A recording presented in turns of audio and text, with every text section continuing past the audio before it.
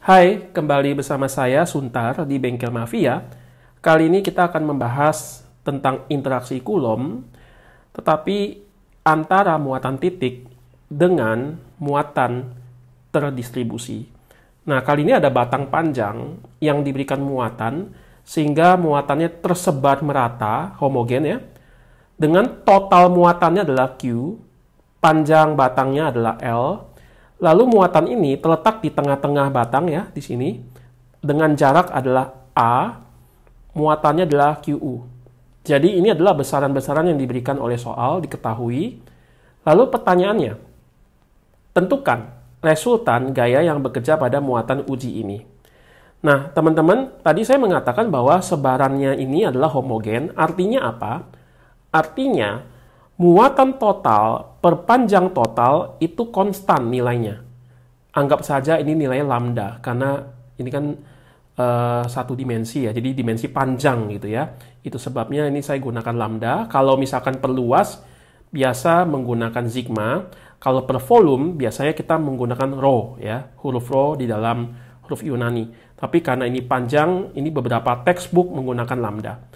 Nah, bagaimana kalau saya memotong di bagian ini? Waktu saya memberikan potongan kecil ini, sebut saja panjangnya adalah DL, maka muatan yang ada di potongan kecil ini adalah dq. Dan tentu saja karena sebarannya homogen, pasti dq per dl juga nilainya sama, yaitu lambda.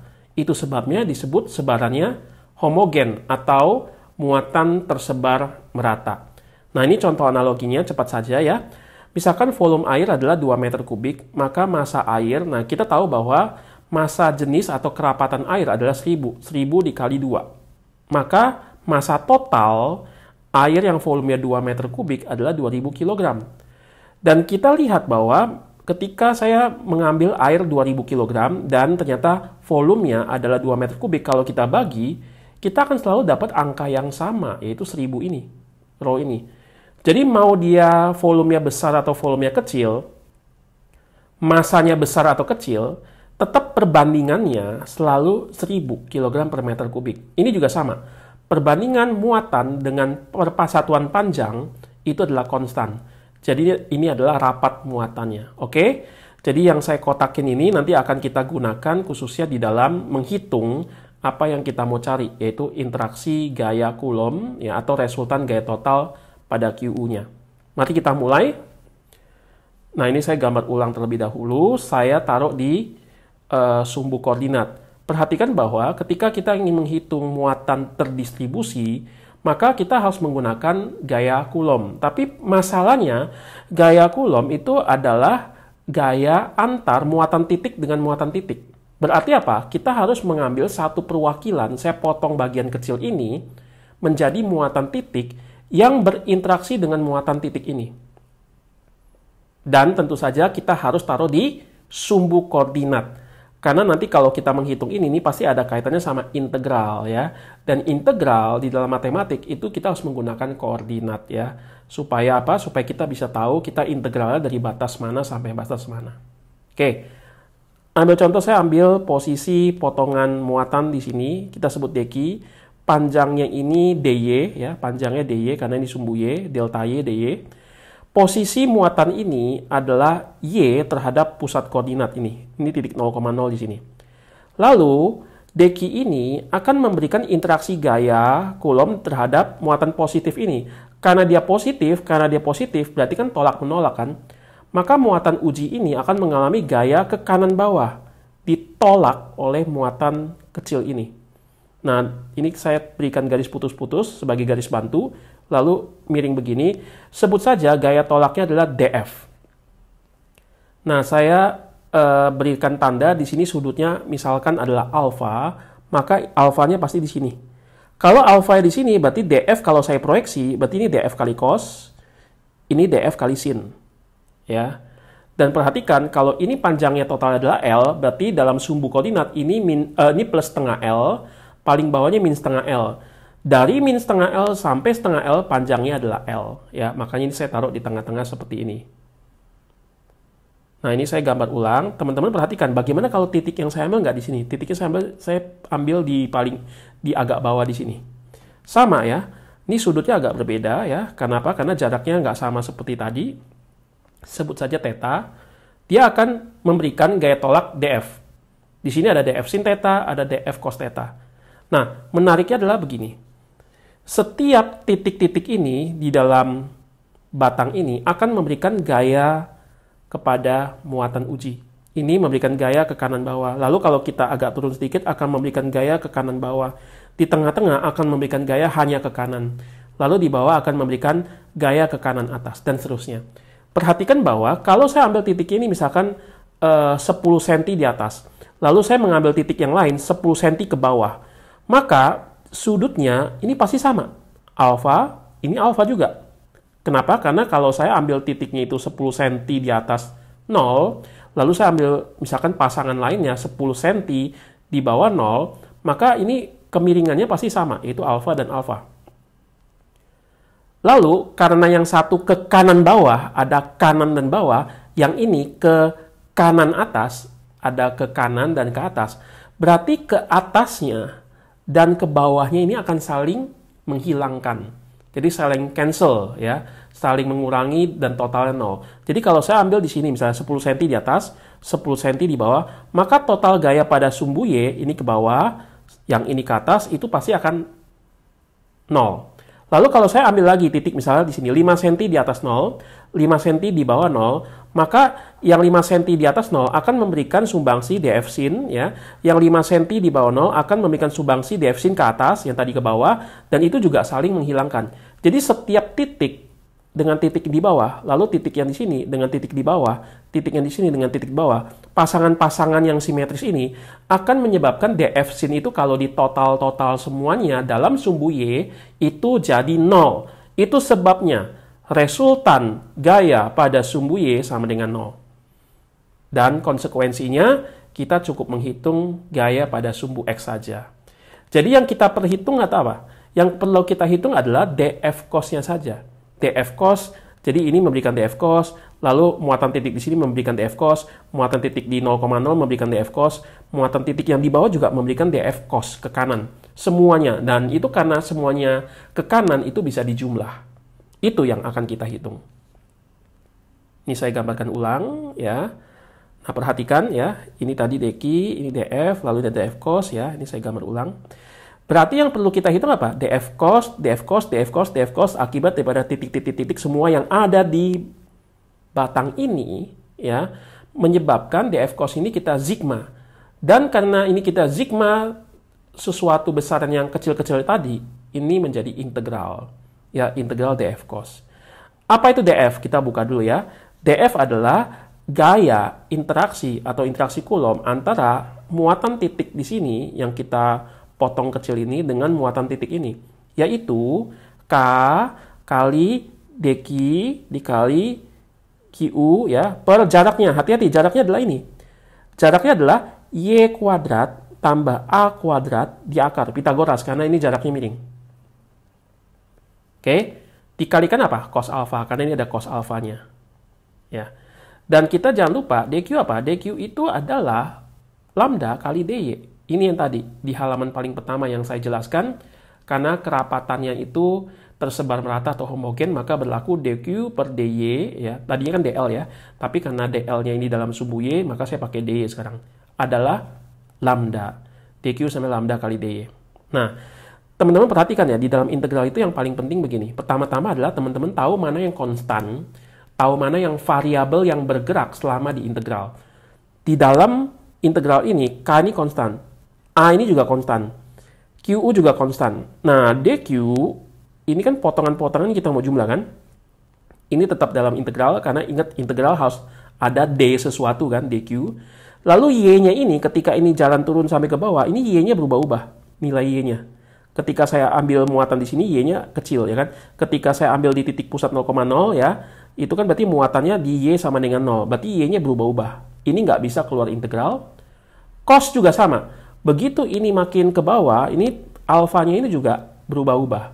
Jadi yang bisa keluar dari tanda integral adalah K ya nanti ya, lalu QU ya, hanya itu saja ya kan. Lalu sekarang DQ-nya juga kita masukin dulu, ini lambda kali DY. Dan perhatikan, apa itu cos alfa?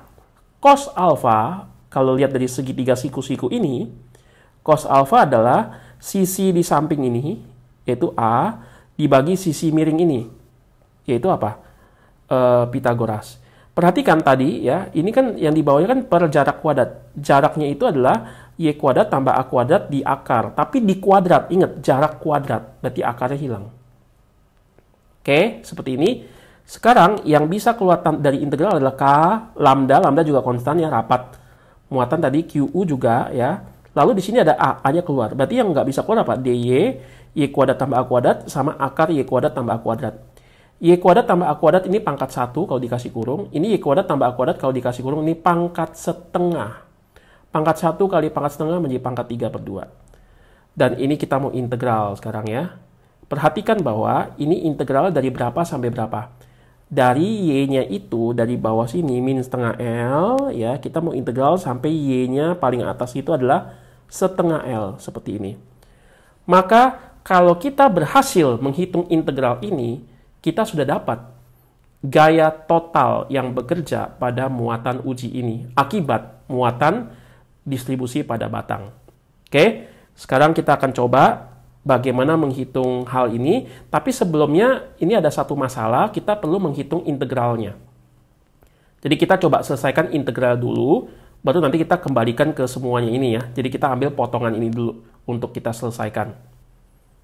Nah, ini ada integralnya, ya saya tuliskan ulang tadi, ini L/2, ini min L/2 ya. Nah, karena bentuk integral seperti ini ada kuadrat lalu ini ada tambah, maka saya menggunakan transformasi atau substitusi trigonometri.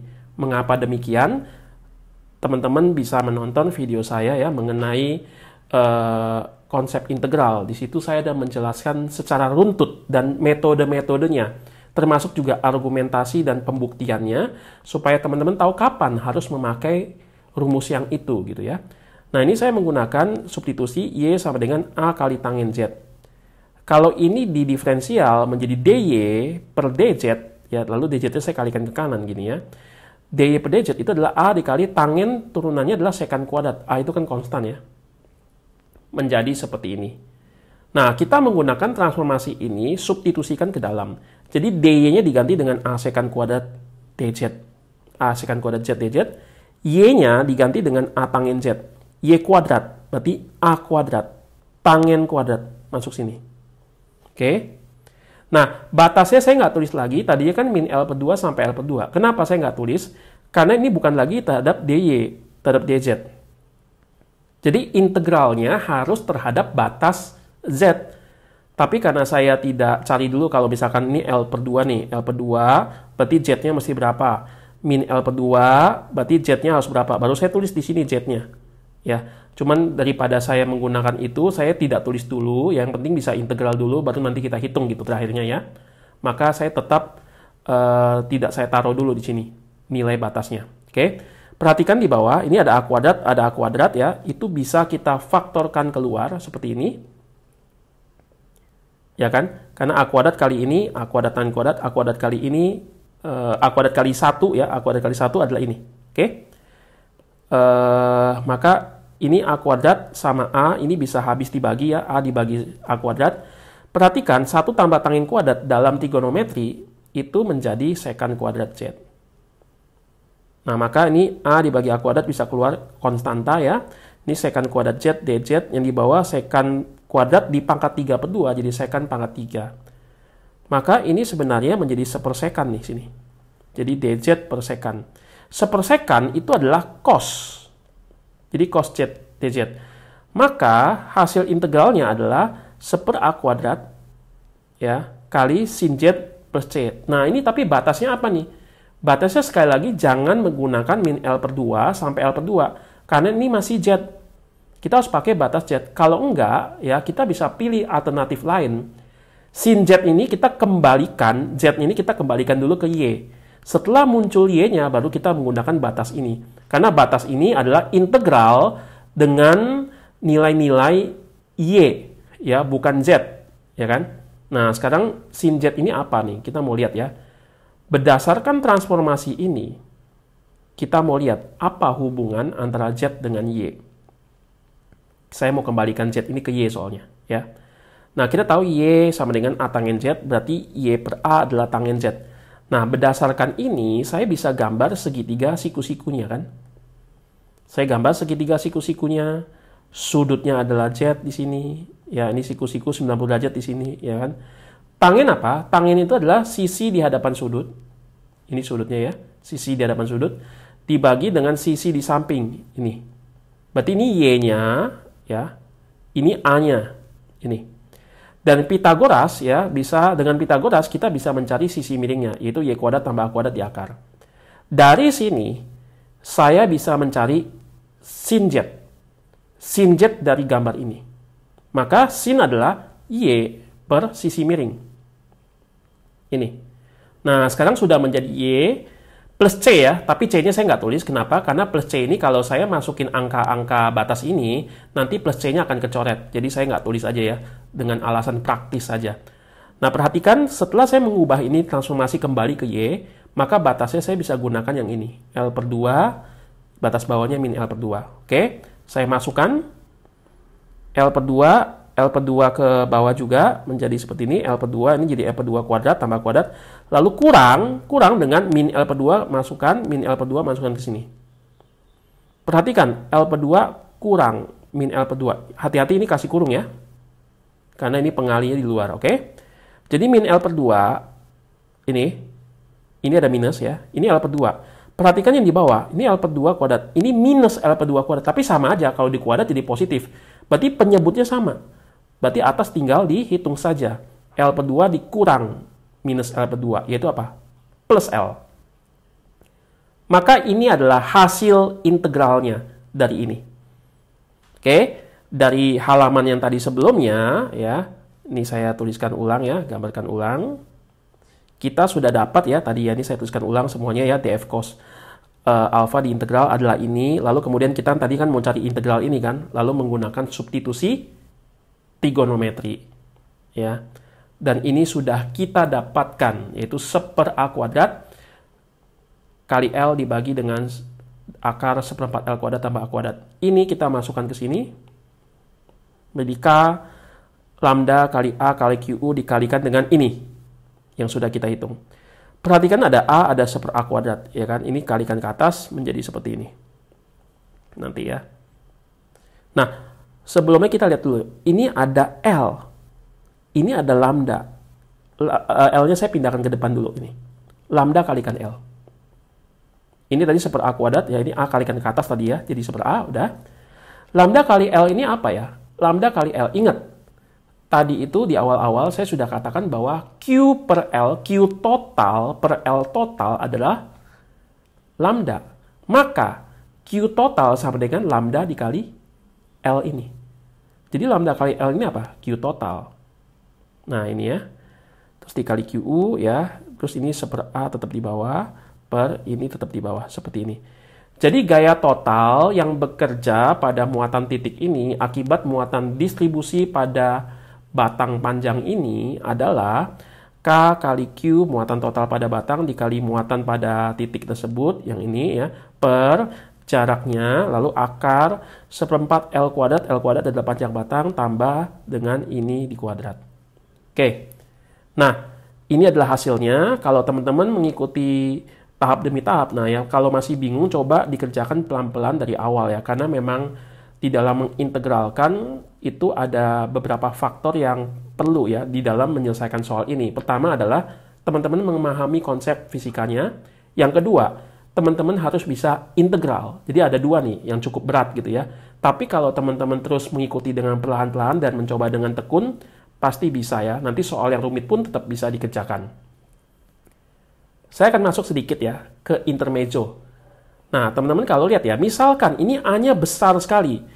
Muatan titik ini, Q ini saya jauhkan jauh sekali dari batang panjang ini, yang panjangnya L, yang muatan totalnya Q. Ini kan tadi ya, gaya total yang bekerja pada muatan titik ini akibat batang panjang, rumusnya sudah kita temukan, hasilnya ini. Saya bisa rapikan dulu ya, sebelum dirapikan ini kan akar itu adalah pangkat setengah ya, oke. Nah sekarang gini, saya A kuadratnya saya faktorkan keluar nih ke sini. Karena kalau A kuadrat dikalikan ini, seperempat L kuadrat per A kuadrat adalah seperempat L kuadrat. A kuadrat kalau dikalikan 1 adalah ini. Ya, hanya saja ini kayak difaktorkan keluar. Tapi masih di dalam kurungnya pangkat setengah. Oke.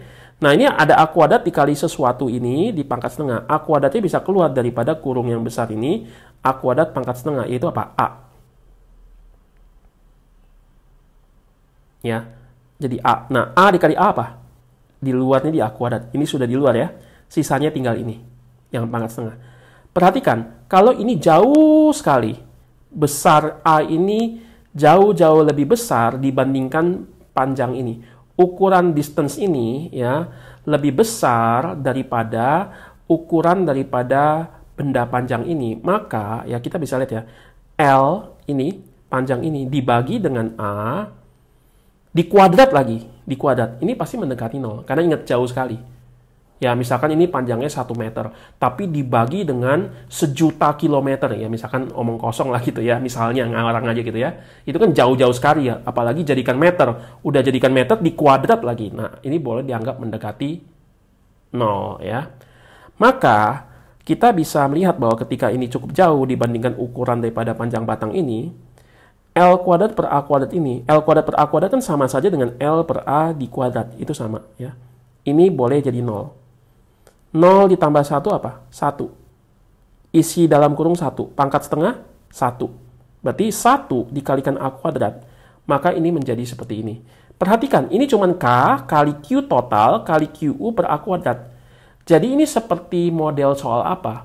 Ini seperti model soal ada muatan titik Q besar, lalu ada muatan titik lain QU yang berjarak A. Jadi kalau ada satu muatan yang sangat-sangat jauh dari muatan terdistribusi, kita boleh anggap dia sebagai atau seperti analoginya muatan titik dengan menggunakan rumus interaksi Coulomb yang biasa. Oke ya teman-teman ya, ini intermezzo saja. Jadi ternyata sangat make sense ya kalau kita jauhkan, ini boleh kita lihat sebagai benda titik seperti itu. Oke.